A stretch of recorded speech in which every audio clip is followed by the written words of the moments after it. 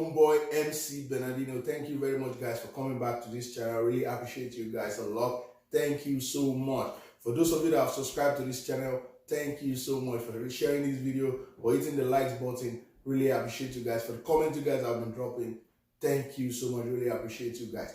All right. So today, just like I always do, based on your question, based on your comments, today I have a veteran, I have a seasoned and experienced person that is coming on my channel to come and share his own experience. I know you guys are used to my face every time I come in and share my own experience, but earlier on when I started this channel, I promised you guys that I'll be bringing in veterans, seasoned people that have the experience on Canada immigration to come and share their own experience. So today is going to be like an exception. I have somebody, a very close buddy. We started this journey together in Canada. We came in together on a study permit, up till now, permanent resident. So I brought him on this channel. It was so hard to bring him though because he's a very busy person with work, with family. But he promised me that today, Ben, we're going to do it and we're rolling this video. So today I have Daniel.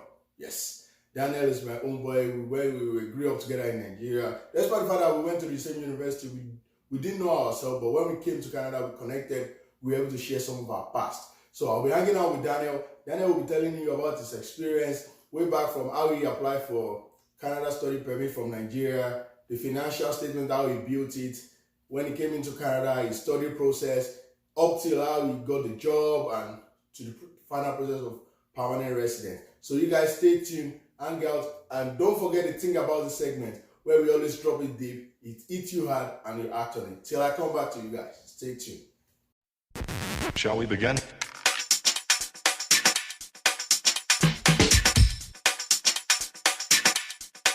Let's begin now. Alright, welcome back. Still the MC Bernardino show. Okay, let me quickly run through the disclaimer like I always do. Everything I say, everything you hear on this channel, they're basically my own view, my opinion, subject to my own research. Nobody's paying me to do this. I'm not requesting money from anybody. So guys, if you want to make any immigration decision, don't just limit yourself to this channel alone. Get information on this channel, do your own additional research, and everything will be nice. Right.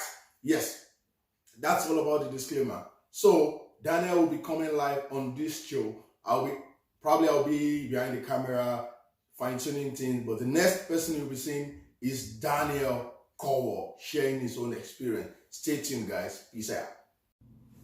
Hi viewers, welcome once again to my channel. If you're not subscribed, subscribe now. Alright, hi guys, my name is Daniel Oguneko. I'm sure Bernard, my friend and brother, is going to do the proper introduction. I was born and raised in Nigeria, in Warri to be precise. Area! Yeah, so Bernard brought me here to, share my experience about coming to Canada. I live now in Canada. Permanent resident for how long now? 6 years or 5 years? Can't remember. All right, so the journey. I started pursuing my dreams to come to Canada in 2011. At that time, I was doing my NYSC. First application, I'd applied for the school, got the admission. There was no too hassle there. I used an agency at that time. And but the visa application I got turned down the first time I was really heartbroken. I guess with the thing is, from my experience, I think you can never put too much documents together. And I think after the first failure or the first rejection, I thought, okay, we needed to put more documents. So one of the reasons why they rejected, there were a lot of reasons. One of them was they said I didn't have enough financial backing. My parents were going to sponsor me at the time, and my mom is a business, a contractor, so money goes into the account and comes out. So they said there were not enough money in the account. Well, long story short, that was the main reason. Then fast forward 2 years later in 2012, or a year later, 2012. So I reapplied. This time I did everything. I actually paid half of the tuition fee at the time. think that was about 6 or 7,000 Canadian dollars. And I got turned down again. Now, the reason why I got turned down was crazy. One of the reasons were I wasn't at the right age. I needed a guardian to come with me. So I think there was a mix-up somewhere from the visa office. I guess they thought probably I was going in for what do you call it, high school or something, or A-level. So there was a mix-up, and when we got the application back, I mean, everything was right because I mean we did everything to the best of our ability. There was money in the account. As a matter of fact, we addressed all the reasons why I was turned down the first time. So we put the application back again. I remember we were advised to write a letter. It's a letter of appeal now, I can't remember. So we wrote a letter to the visa officer and explained some of the reasons why they rejected me, and try to answer to those reasons. And yeah, that was it. There was nothing different from what we had apart from the what's it called, the letter of appeal to address the reasons why they rejected me, saying that I needed a guardian. I mean, I think I was 27 at the time. Yeah, so we addressed all that and sent it in that year. So I applied in 2012, ending of 2012. They got back to me around April, May of 2013. So I reapplied again. I was to start school September 2013, but because of, I think the visa application in Nigeria takes about 6 months plus. So at that time, I don't know, now maybe MC Bernardino will give you that information. Okay. All right. So we put the application again and we sent it over to them again, and we kept on waiting. September came, wasn't out. I had to send the email to the school and defer to January. We kept on waiting. Every other people I submitted before, they already got a call for admission. Medical. Once they call you for medical, it's like, it's done. So yeah, we kept on waiting. I was working at the time, and call long story short, I think around November ending November, I think around November 2013. That's like 6 or 7 months after I applied in April. I got an email I got an email for an interview, not even medical. Yeah. I got an email for an interview. Okay, I think I remember now. So before I got the email, I sent an email to the visa office, or through the agent anyways. I went to their office in VI. Is it Animo Marche or something like that? I can't remember now. Yeah, I went there. There was lots of line. I stayed there. I was on the line to speak with someone. So I gave all my details, everything, because, this was already November or something. So I went there, I spoke with I'm mixing things up now. Okay, no, I got called for the medical. I went for the medical, but I kept on waiting again. So I think I got called for the medical sometime in October sometime October. So November I decided to go, ending of November, or middle or ending of November, I decided to go to their office in not the embassy, their office in Anifo Marche or something like that. I went there and I met with the visa officer. I gave all the documents I had. I said I applied, I've done medical, but nothing. School is starting in January. I need to prepare. I need to. So I think I was just there for maybe about 2 minutes, and the woman looked at me, asked me my name and whatever, and that was it. She just bam. And that was how I got my visa. However, the visa the visa I was given is not the visa to stay in Canada or to study. It's to leave Nigeria and land in Canada. In Canada, that's where you actually get your visa, because you go through immigration. Immigration will ask you, why did you come? What's your reason? Where are you staying? So I've heard of people who got the visa from Nigeria, they got to Canada and they got sent back. So yeah, so that's I need to say that. I know Ben's going to talk a lot about that. So for the the financial package, like I said earlier, I got sponsored. My parents sponsored me. So the key thing is this, right? It's not how much you have in your account. If you like have 10,000 US dollars, you are not guaranteed to get the visa. As a matter of fact, if you also have no money in your account, you are also guaranteed to get the visa. The important thing is convincing the visa officer that you're coming to Canada, you are able to, or whoever is sponsoring you is able to sponsor you for that period of time and to go back to Nigeria. I've heard during the process when I was applying, there was a man who had, he's a businessman, he had no money in his account. And they gave the daughter the visa, the study permit. Yeah, they did.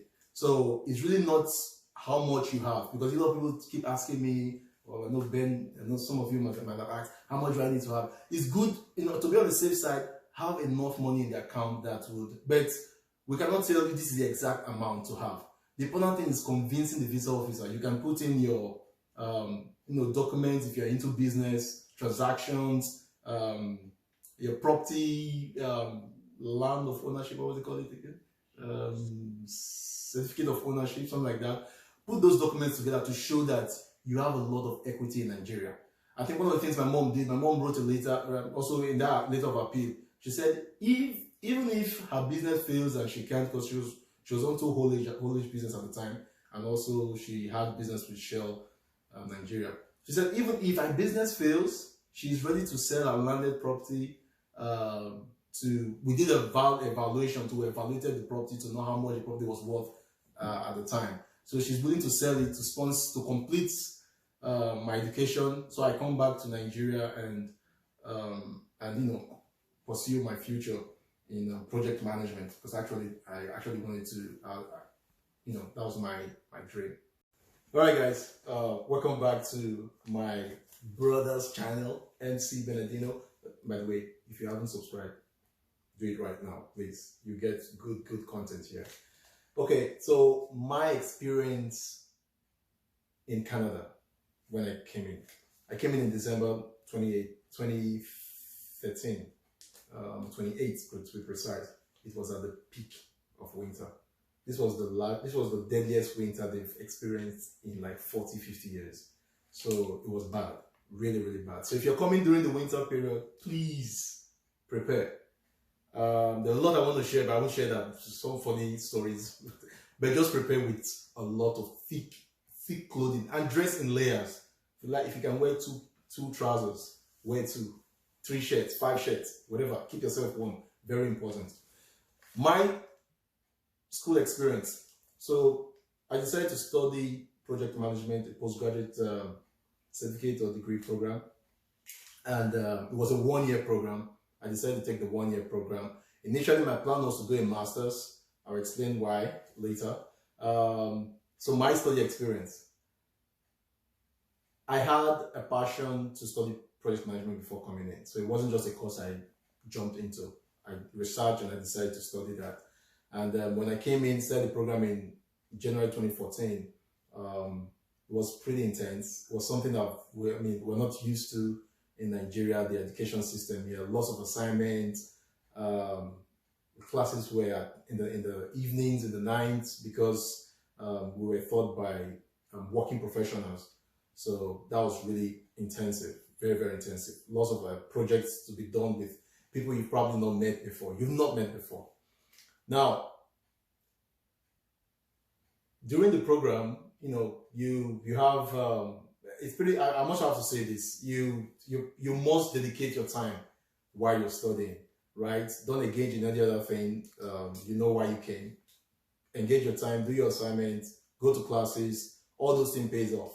So during the program, about 2 months into the program, actually this was where, most of you don't know this. I met Bernard in the program. That's where we met. Funny enough, we also went to the same university, but I think he was a year older than me, so we didn't really see or know ourselves in the university in Nigeria. So we were both in the same program in Humber College. So we faced the dilemma of, sometime around 2 months into the program, we got to know that, hey, you're either going to take 1 year, get a 1 year work permit and look for a job, or you do another 1 year program, or a master's, could be 2 years or 1 year, so that you can get 3 years work permit. Because that's very important, guys. Very, very important. You need to think about all that. I had no idea. What I was told in Nigeria was, once you come to Canada, they give you the study permit. When you're done with the study permit, you get the 3 years temporary resident to stay and work, or 3 years work permit to work, and then you're back to your permit. They made it sounded so easy, but when I came in 3 months into the program, it wasn't. So actually, that was when I met Bernard. So you can see that Bernard has been in this immigration thing for a long time, because he was doing a conversation with him. You were actually doing a conversation with him. We're waiting for one of our classes. During that conversation with him, we're talking about take the 1 year work permit or do another program. I was like, what? I'm in my late 20s now. I should be thinking of leaving my parents and not bothering my parents for money and all that. So while I was having that conversation with him, Bernard is someone who I was able to really blend with him, because we are like-minded. We're focused, and I decided that, you know what, bro, I'll take the 1 year, and I'm going to get a job. I just made that decision. Somewhere deep down in me, I'm a Christian, I don't want to sound too religious, but somewhere deep down in me, I knew that taking that 1 year was going to be the best decision. The 1 year work permit was going to be the best decision. So I decided I made that decision in March, right? And then Ben was like, okay, we'll see what happens. Let's keep on and see what happens as the program ends. So in conclusion, I decided to take the 1 year work permit, so to apply for the 1 year work permit after my program.